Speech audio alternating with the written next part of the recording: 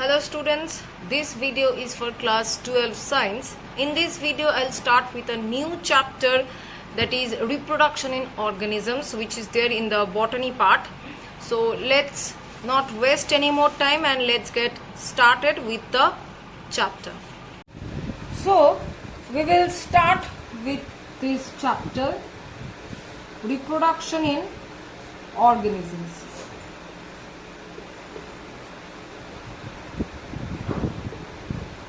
So I hope you have a clear idea about what is reproduction. It is the ability of the living organism to reproduce or to produce the new individuals exactly like themselves. Okay, so this is the reproduction. That means we are producing someone who are having some genetic as well as some phenotypic characters common to their ancestors or to the parents. Now, next is that what is the significance of reproduction? That means why do we need to do the reproduction? What is the need of it? First point already told in your book, it helps to maintain the race or maintain the population. Okay. Second thing is that through this reproduction, we maintain the generation or continuity of the generation is being maintained. Third is that as this population or the generation is being maintained, so it is actually in other way it is helping the species to be getting extinct or endangered.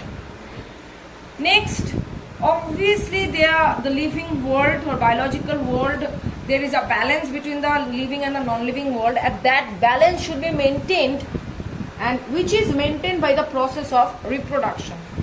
Fifth one is that it maintains or it creates variation, which leads to mutation or to the origin of species.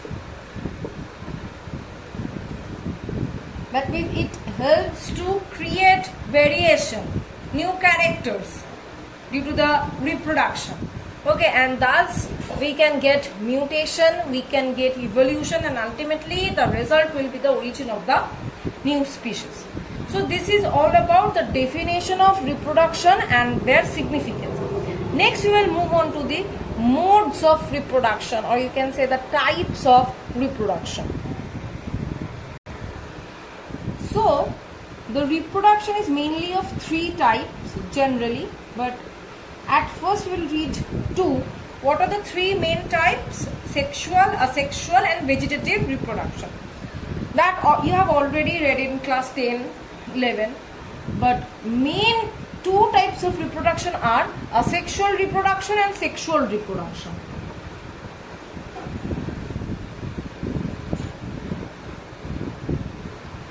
So, asexual reproduction. Asexual reproduction means what? The word means absence. That means absence of the sexual reproduction is actually termed as the asexual reproduction. That means this process, or within this process, no fusion of gametes are taking place. So, no fusion of gametes. Okay. Second most important point is that it is uniparental. That means only one parent is sufficient to create new organism or new individual. So it is uniparental, not biparental. So no fusion of gametes, no formation of gametes.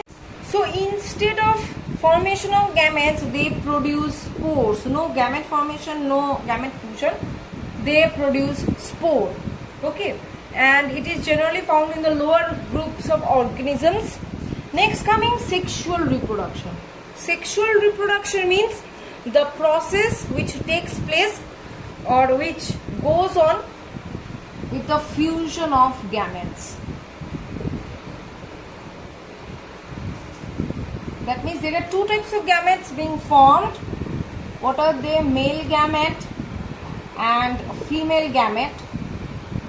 So this fusion of gamete is highly required to produce or to carry out the process of sexual reproduction. And moreover that, as the fusion of gamete is taking place, that is both the gametes are required from both the parents, so it is not uniparental but it is biparental, so both the parents are required. Next is that gamete formation is taking place, that's a fusion of gametes. Here variation takes place, variation in the genetic composition. Here no variation is taking place, and this sexual reproduction is taking place in more complex organisms or in higher level of organisms.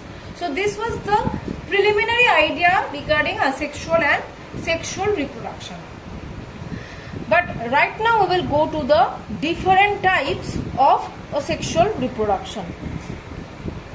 Before going to the different types of asexual reproduction, we need to get a clear idea on some terms.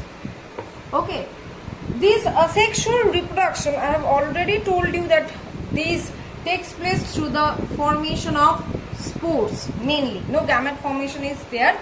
They mainly takes place through the formation of spores. Now there are various types of spores. Now spores, here it is the reproductive unit in case of asexual reproduction, and the spore is produced within a sac-like structure. This sac-like structure within which spores are being produced, and this sac-like structure is termed as sporangium.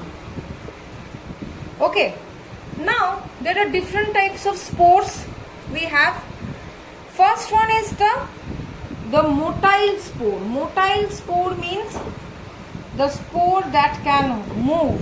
They are very much smaller in nature and they can move or swim freely. Those are termed as motile spores, or it is termed as zoospore.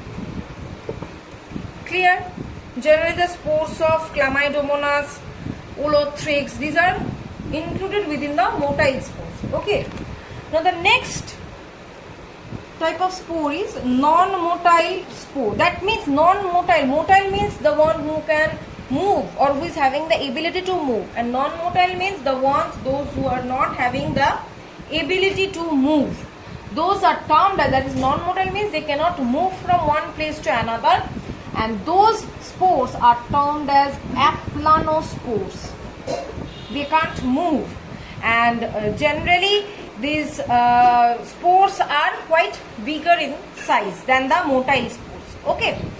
Next, again two more types of spores are there. One is homospore, another one is heterospore. Homospore means those who look similar. Okay, those are the homospore. And heterospore means those who look different from each other. That's why heterospore. Homospore generally Lycopodium, Dryopteris, these are included within the homospore. Heterospore, Selaginella, Marsillia, these are the heterospore. Apart from this, in this heterospore there are two types of spore are there. One is microspore, another one is the macrospore. Now micro means the one who is very much smaller in size, and as they are very much smaller in size, they have the ability to move. And macro means larger one. They lack the ability to move. Okay, so these are the different types of spores. What is the importance of this asexual reproduction? First is that we can get many offsprings from a single parent. Again, another importance is that it is a simple and easy method, and this type of asexual reproduction, they can overcome unfavorable or harsh climatic condition. So these are the significances. So till this much I am keeping the video. In the next video I will continue with the chapter. Thank you.